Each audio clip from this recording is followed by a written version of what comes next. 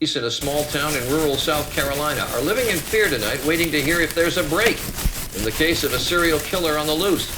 5 people have been shot to death in little more than a week in the town of Gaffney.